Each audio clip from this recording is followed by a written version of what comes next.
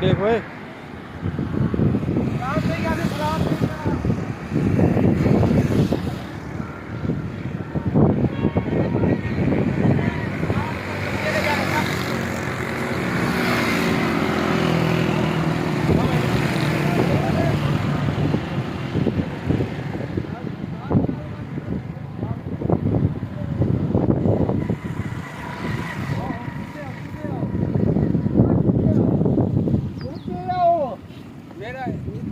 सलाम है इतनी कर इंटरव्यू कितना